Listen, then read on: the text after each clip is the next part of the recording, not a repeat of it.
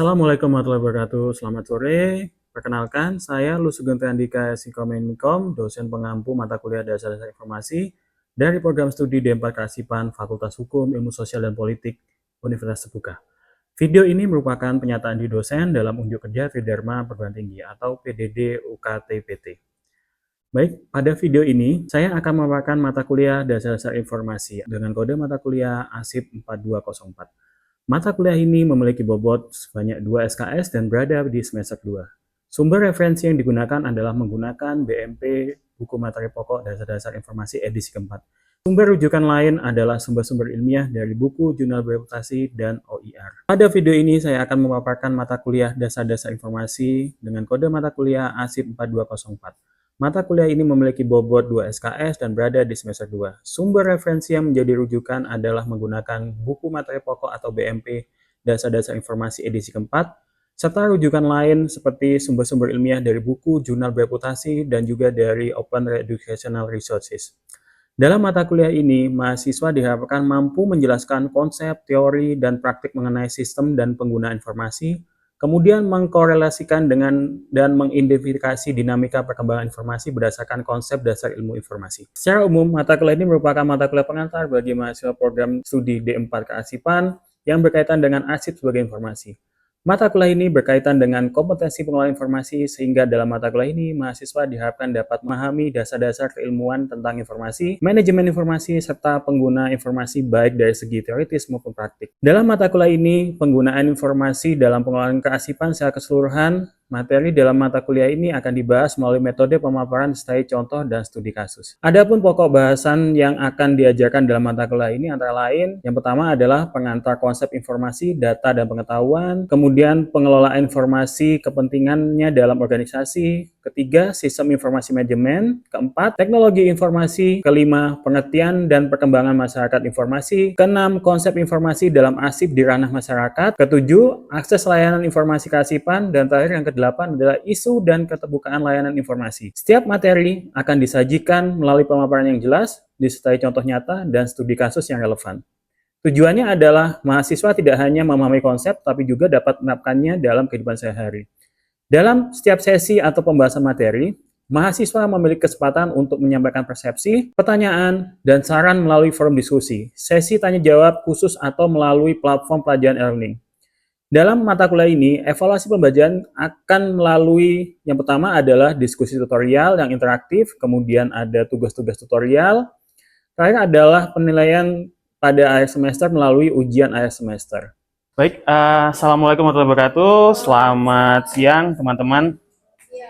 Ini kita bertemu lagi setelah semester kemarin. Jadi ini pertemuan pertama untuk mata kuliah Dasar-Dasar Informasi. Baik, teman-teman.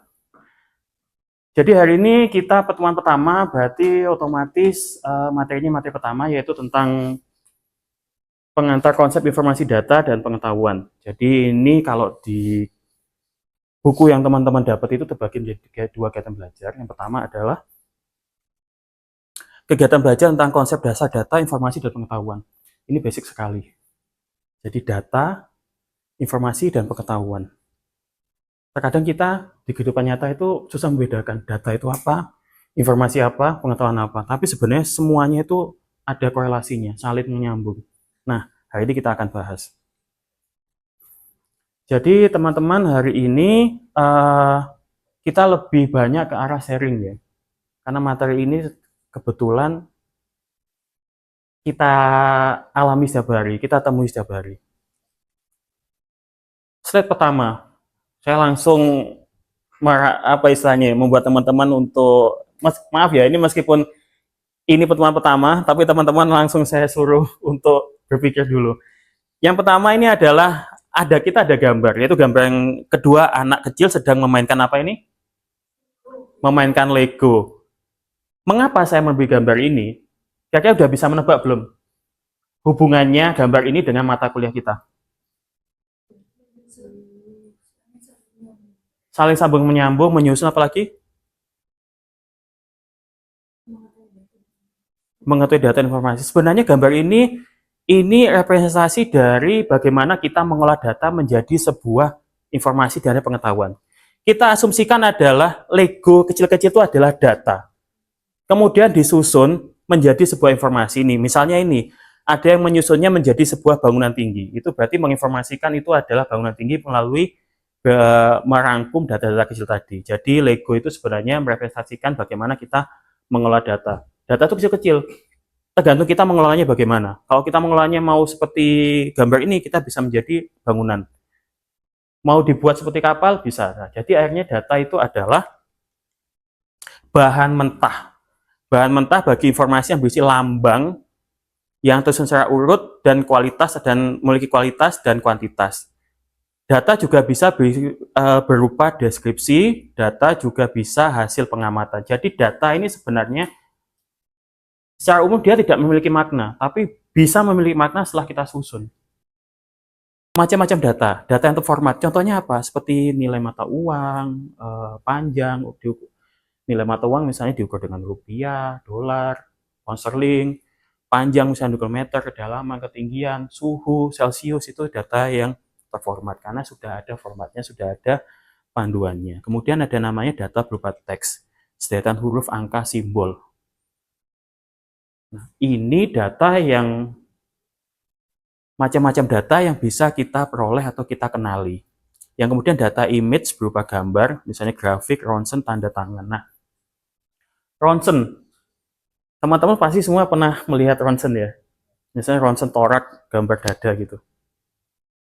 Secara umum, kita nggak tahu maksudnya apa. Ya kan? Ini gambar apa? Ini gambar tulang kan gitu. Secara umum kan ya.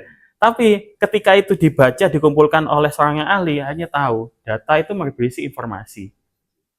Nah, jadi data itu punya peruntukan dan juga ada yang khusus, misalnya tadi ronsen khusus untuk kesehatan atau mungkin ke apa itu yang untuk tulang itu juga. Nah, kemudian ada data berupa audio, misalnya instrumen musik, suara orang, gemericik air dan lain-lain. Teman-teman pernah nggak membayangkan bunyi jangkrik itu ternyata setelah digabungkan dengan bunyi air, bunyi angin, kemudian bunyi hewan lain, itu bisa menjadi background sebuah lagu ya. Nah, kok dipisah-pisah kan ini apa? Data yang biasa saja ya. Nah, itu ternyata kalau digabungkan bisa menjadi background sebuah lagu. Misalnya kalau teman-teman ke rumah makan yang tradisional itu kan pasti sengaja dia putar bunyi jangkrik. Padahal sebenarnya jangkrik itu kalau di tempat kita kan bunyi ya nggak masalah gitu. Apalagi waktu ke kota, data-data audio yang di pedesaan itu menjadi sesuatu yang wah kalau ke kota itu. Jadi informasi misalnya rumah makan pedesaan, nggak mungkin nanti musiknya musik sound horror, nggak mungkin ya. Selanjutnya data berupa video. Kok data berupa video ini udah lebih spesifik karena kita pasti akan memvideo apa yang kita butuhkan. Tapi ada juga kadang zaman dulu misalnya, kok sekarang udah spesifik. Orang video itu misalnya kita minatnya ke ini apa yang mungkin ada yang relevan ya. Pencinta kereta api, pasti di video kereta api. Kalau dulu sekitar tahun 90-an itu orang video semua di video. Mungkin masih ingat ya, ada sekarang banyak di TikTok itu yang Indonesia 80-an, 90-an, semua di video. Video orang makan, video kendaraan, video apalagi orang lewat di video. Karena dulu memang kita menganggap video itu sebagai sebuah hal yang masih belum jamak. Jadi semua di video. Kalau data tersebut kita asumsikan menggunakan pendekatan sekarang mungkin menjadi banyak ya. Misalnya dulu ada yang video bangunan, itu sekarang mungkin lebih ke arsitektur tahun 80-an gitu. Kemudian video yang apa namanya, saya pernah lihat itu ke tempat wisata 80-an. Masih nanti digabungkan video dulu dan sekarang. Nah, itu jadi data-data yang bisa diolah sesuai dengan kebutuhan kita. Macam data berkas. Ini seluruh rekaman yang bertipe sama dan membentuk suatu berkas ya. Berkas video, berkas audio, berkas angka, berkas grafik dan sebagainya. Rekaman, gabungan jumlah data yang saling terikat. Nah, rekaman ini ya tadi contohkan video, atau mungkin rekaman video, suara, itu. Elemen data, jadi elemen data ini suatu data kecil yang tidak dapat dipecah lagi. Contohnya apa? Seperti Lego tadi. Lego kan kecil sekali ya, apa bisa dipecah lagi? Tidak bisa. Apakah bisa kita potong? Tidak bisa. Ini kecil sekali Lego ini, jadi teman-teman di sini nggak bisa mecah lagi. Ini contohnya ini. Jadi elemen data ini menjadi bagian paling kecil, tapi bisa menjadi sebuah penyusun di situ. Selanjutnya, dari data kita mengarah ke informasi. Jadi informasi adalah data yang telah diolah sehingga memiliki makna dan bermanfaat bagi penerimanya. Jadi data diolah tadi kemudian menjadi informasi. Informasi ini menjadi tahap selanjutnya dari pengolahan data di sini. Nah, sedangkan data kalau di dalam sudut pandang informasi adalah fakta mentah yang belum diolah. Kemudian saya ada pertanyaan, kita akan diskusi sedikit di sini. Ini kalau dari teman-teman kan juga nanti dapat BMP masing-masing ya. Nanti ini bisa dilihat juga banyak sekali pendapat tokoh yang membahas tentang informasi. Nah, ciri-ciri informasi. Benar atau salah, ini adalah informasi berhubungan dengan kebenaran terhadap kenyataan. Ini kemudian sekarang menjadi satu istilahnya, ini bukan saat ini ya, sudah sekitar 10 tahun yang lalu, ada istilah satu kata ini yang berhubungan dengan informasi benar atau salah. Kemudian data itu informasi benar-benar baru bagi si penerima. Teman-teman pernah ini ya, baca berita. Berita itu bagian dari informasi dan berupa data-data. Jadi kalau kita sebagai seorang jurnalis itu pasti yang dicatat kalau ke lapangan ya Mas Wildan ya, karena Mas Wildan juga ternyata profesinya juga sebagai jurnalis. Mencatat itu ya pasti catat yang penting-penting saja ya, data-datanya penting. Kemudian setelah itu disusun. Nah, itu menjadi informasi. Kita baca berita karena kita ingin tahu. Berarti otomatis berarti itu adalah hal yang baru. Nah, itu berarti informasi harus baru. Kita cari informasi karena kita mencari sesuatu yang baru. Ibu-ibu yang paling sering melakukan ini, mencari yang baru nih. Kenapa? Hibah. Itu informasi. Kenapa sih? Datanya. Oh, tadi pagi si itu pakai baju merah. Pulangin lagi kok pakai baju hijau. Itu data-data jadi informasi. Ini berarti ganti baju di mana? Itu gibah kan gitu kan ya. Kemudian korektif. Jadi informasi dapat digunakan sebagai koreksi terhadap informasi sebelumnya atau salah atau benar. Nah, ini misalnya sebagai pembenaran atau pembanding atau hal lain yang biasanya ini kalau korektif ini biasanya sering dilakukan oleh lembaga resmi biasanya untuk mengklarifikasi. Itu jadi juga seperti itu informasi. Penegasan paling penting terakhir nih. Informasi dapat mempertegas informasi yang telah ada sehingga kaitan terhadap informasi semakin meningkat. Ini kalau dalam bahasa jurnalistik namanya running news. Jadi dalam ilmu komunikasi running news. Jadi misalnya kemarin kejadian baru-baru ini kejadian ini ya KMP Tunu Jaya Pramana tenggelam ya. Beritanya nggak cuma satu, tapi terus running news supaya apa? Supaya melengkapi informasi yang sudah ada. Jadi dilengkapi terus. Jadi teman-teman jangan heran, misalnya ada berita-berita yang misalnya bencana alam atau mungkin kecelakaan itu terkadang muncul terus beritanya. Tapi saat ini hal tersebut menjadi ini tidak berlaku untuk media online karena media online itu terlalu senang untuk menambah-nambah informasi. Informasi data sedikit aja ditambah lagi. Jadi terkadang kalau teman-teman browsing itu kan menemukan banyak sekali berita ya. Itu tadi. Datanya misalnya satu berita kemarin yang informasi tentang kapal tenggelam yang meninggal 20. Terus jadi informasi berita. Kemudian nambah satu lagi 21, berita lagi. Nambah 22, berita lagi. Kok di online kan dia tidak cost of produksinya kan tidak ada. Beda dengan cetak. Cetak itu runningnya itu ketika data itu memiliki perbedaan signifikan dengan berita sebelumnya. Kalau online tidak. Nambah satu jadi berita, nambah satu jadi berita. Hoax. Nah, ini yang saya maksud tadi. Berita informasi itu benar atau salah. Kalau salah itu namanya hoax. Jadi hoax itu adalah informasi palsu yang sengaja dibuat untuk menipu, menyesatkan, dan yang paling penting adalah menyebarkan disinformasi. Hoax itu bisa sengaja dan tidak sengaja. Kalau sengaja jelas disampaikan seseorang untuk membuat merubah opini. Ada yang tidak sengaja, Saya ada pertanyaan, silakan dijawab. Saya ingin teman-teman berargumen. Apakah data yang kurang lengkap kemudian diolah menjadi sebuah informasi bisa menciptakan hoax? Menciptakan hoax? Bisa. Alasannya kenapa?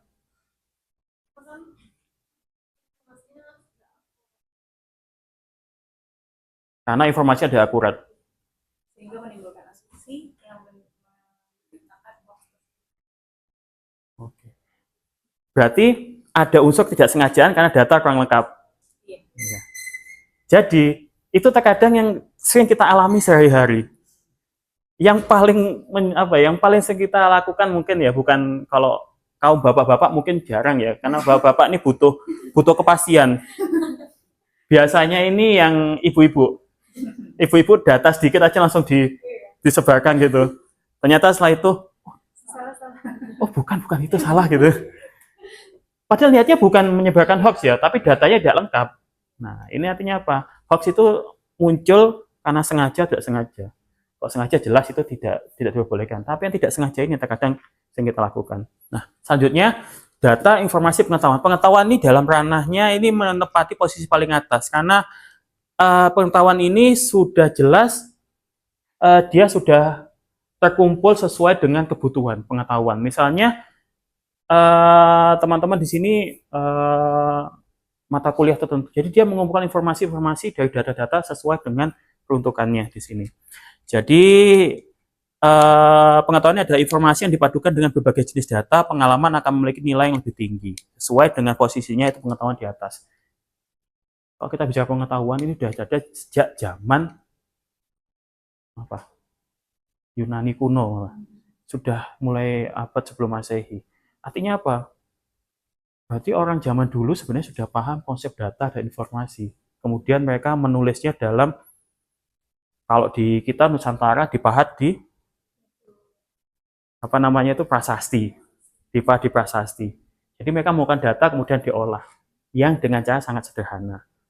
Atau mungkin ada beberapa kebijakan atau istilahnya apa itu peraturan-peraturan pada zaman Romawi kuno yang kemudian diadaptasi di zaman sekarang banyak sekali. Nah, itu ternyata mereka sudah mengenal konsep data dan informasi sejak zaman dahulu. Oke. Selanjutnya adalah sejarah perkembangan informasi.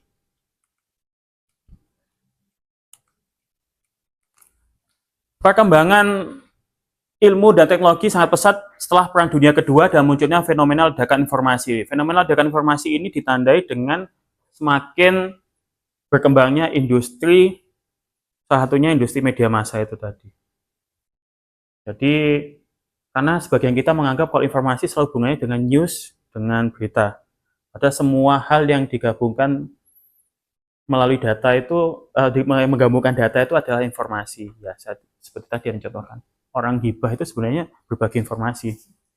Tapi terkadang kita asumsinya kalau informasi selalu berhubungan dengan media massa, berita, dan lainnya. Itu jadi informasi itu ya segala hal yang kita konklusikan dari data-data yang kita temukan. Ilmu informasi berkembang sejak tahun 1050-an tadi saya bilang. Dulu sebenarnya sudah ada, cuma kita baru mengenalnya setelah ada namanya informasi. Ilmu informasi tahun 50-an. Karena adanya apa? Pemanfaatan teknologi saat itu mulai ada namanya alat rekam. Sebenarnya sudah ada sejak awal abad ke-19, cuma belum jamak. Tadi setelah Perang Dunia Kedua itu industri itu sangat berkembang. Mulai sama saat itu ada video itu sudah mulai digunakan. Kemudian radio sudah lintas benua, TV bahkan sudah ada. Kemudian foto, kamera itu meskipun sudah ada pada abad ke-19, 1800-an, tapi baru berkembang pesat sekitar awal abad ke-20 sampai 1950-an. 1950-an. Nah, kemudian pada tahun 70-80-an, era baru kajian ilmu informasi muncul, terutama munculnya penggunaan komputer. Ilmu informasi terus bertumbuh. Yang pertama adalah masalah komunikasi menyangkut teknik, semantik, dan efektivitas dalam transfer berita. Teknis dan transfer berita. Transfer berita ini apakah harus secara teknologi? Pengajian, ceramah itu juga transfer. Ini menjadi sebuah isu yang berkembang sejak berkembangnya teori komunikasi seusai Perang Dunia Kedua. Jadi seusai Perang Dunia Kedua itu semua seakan-akan dikasih kesempatan untuk berkembang baik secara keilmuan atau teknologi. Masalah literatur dan masalah sistem informasi yang menyangkut literatur. Nah ini juga. Jadi teman-teman, informasi itu bisa menjadi valid jika teman-teman berdasarkan data yang valid juga. Terkadang kita butuh komparasi atau perbandingan. Supaya apa? Supaya semakin mempertegas keakuratan, kevalidan informasi tadi. Nah, terkadang kalau misalnya kita tadi saya contohkan tadi, ibu-ibu gibah itu, dia ada pembanding nggak? Literaturnya ada nggak? Nggak ada. Jadi apa? Dia menangkap dari satu sisi saja. Apa katanya ibu itu? Katanya ibu ini, udah. Kan gitu ya, masih kata kunci gibah tuh gitu ya. Katanya ibu itu loh gitu. Nah, masalah berikutnya lingkungan. Lingkungan ini uh, saya menyinggung sedikit tentang budaya ya. Informasi, kita bicara informasi, data, pengetahuan, saya singgung sedikit budaya. Saya ambil contoh, kita di Malang. Malang itu tidak hanya satu etnis saja ya, banyak etnis ya. Nah, terkadang lingkungan ini menyebabkan timbulnya disinformasi juga. Kenapa? Karena tadi yang pertama apa? Literatur tentang hal tersebut di lingkungan itu kurang. Nah, ini tadi. Jadi kenapa sekarang kita timbul perdebatan bagian sana isinya orang ini, bagian sini isinya orang ini. Bagian sana itu susah diatur, bagian sini susah diatur. Taunya dari mana? Ya karena hanya berdasarkan lingkungan tadi, lingkungan dia kurang menyajikan informasi yang lengkap.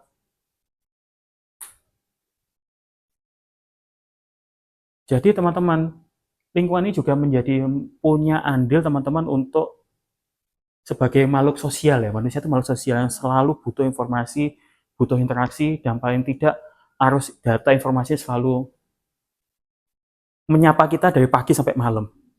Ini kira-kira tadi kita sudah bicara masalah lingkungan, tadi menjadi turut andil. Kira-kira untuk perkembangan informasi ke depannya, pengaruh apa yang bisa mempunyai apa istilahnya ya, dampak signifikan itu? Dan teknologi, lingkungan, apalagi? Dari apa? Kenapa kualitas pendidikan Mas Wildan?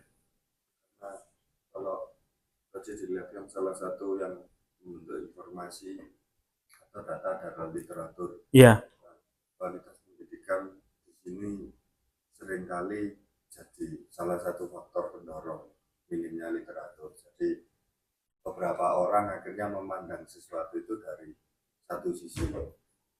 Itu karena ya bisa disalahkan juga sebenarnya karena ketidaktahuan mereka bahwa ini harus dibandingkan atau dan lain-lain. Jadi dia cuma tahu, oh ya sudah kalau saya dapat informasi satu berarti itu benar.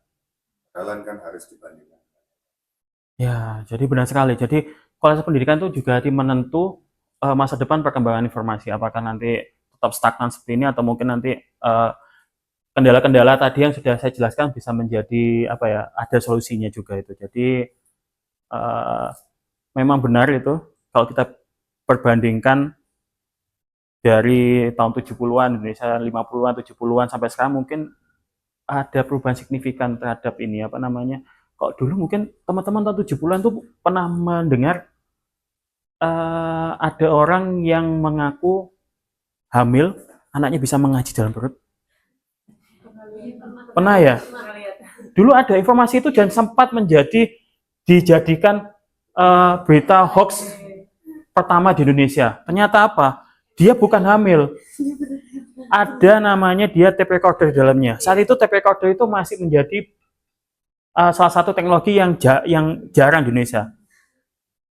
Dulu orang data ada dilihat, oh ada suaranya anak ngaji. Jadi data informasi, oh iya di sana ibu ini hamil tapi anaknya udah bisa ngaji dalam perut. Itu jadi itu apa bencana nasional itu kayak hoax nasional itu. Nah, sekarang kan kayak gitu orang sudah berpikir, ini benar nggak ini? Karena tadi benar kata Mas Wildan tadi, ada taraf pendidikannya kita lebih banyak dan bisa apa namanya rasa ingin tahunya juga tinggi. Ini kok bisa gitu ya? Ini apa? Dilihat, di browsing, atau sekarang tambah gampang kan browsing. Kok dulu mungkin diteliti gini-gini, kok dulu kan orang ya itu tadi percaya aja gitu. Oke, terima kasih Mbak Dian. Ini Mbak, iya Mbak Mita, gimana? Dari situ perkembangan informasi bisa meningkatkan gaya hidup atau lifestyle. Iya, Jadi karena dari apa namanya, dengan perkembangan informasi itu berarti kan kita makin tahu ada banyak hal yang perlu kita siapkan untuk gaya hidup kita. Contoh misalkan ada orang yang pengen hidup lebih sehat, berarti dia harus mengkonsumsi ABCD kayak gitu. iya. Termasuk dari perkembangan informasi tersebut. Ya, jadi ini sebagai dampak positifnya ya. Oke. Ini teman-teman berarti sudah paham ya. Jadi saya harap sebagai mahasiswa D4 Keasipan, teman-teman ini sebagai agent of change ya. Jadi meluruskan yang tidak lurus di masyarakat gitu. Ya, terutama yang saya ini yang pada calon ibu-ibu ini. Jadi teman-teman ini kan biasanya kehidupan masyarakat tuh sangat sangat dinamis ya. Oke. Oke, teman-teman, karena waktunya sudah habis. Oh, sebelum saya mengakhiri, apakah teman-teman ada pertanyaan? Tidak ada? Sudah cukup ya. Berarti kita ketemu lagi ke pertemuan selanjutnya. Tolong nanti dikerjakan tugas-tugasnya di BMP masing-masing. Teman-teman minggu depan bisa tanya atau mungkin ada hal yang ingin dibahas atau mungkin bisa ketemu saya di dunia maya, bisa WA atau lainnya. Karena kita juga menggunakan kecanggihan teknologi. Baik, mungkin untuk saya, jadi pada materi ini kita membahas tentang tadi. Jadi materi pertama minggu ini, pertemuan pertama di semester ini, pengantar konsep informasi, data, dan pengetahuan. Jadi saya harap teman-teman bisa membedakan apa itu data, informasi, dan pengetahuan, dan juga nanti bisa mengimplementasikannya di kehidupan sehari-hari. Dan yang paling penting teman-teman, teman-teman ini menjadi salah satu bagian dari prodi D4 Keasipan untuk bisa apa istilahnya ya, membagikan ke masyarakat, karena dasar-dasar informasi menjadi bagian penting, tidak hanya punya milik atau milik dari D4 Keasipan, tapi juga ini bagian penting di masyarakat, karena masyarakat setiap hari bersinggungan dengan data, informasi, dan pengetahuan. Oke, untuk pertemuan kali ini saya akhiri. Kita ketemu lagi minggu depan. Jangan lupa ya, ini nanti minggu depan tugasnya dikerjakan dan dibawa ke kelas untuk kita diskusi lagi. Baik, sekian dari saya. Terima kasih. Wassalamualaikum warahmatullahi wabarakatuh. Demikian video unjuk kerja tridharma saya. Saya ucapkan terima kasih kepada Kemendikti Saintek, Dirjen Dikti, dan kepada Fakultas Hukum Ilmu Sosial Ilmu Politik Universitas Terbuka, dan tentunya kepada prodi saya, prodi D4 Keasipan. Sekian, wassalamualaikum warahmatullahi wabarakatuh. Salam semangat.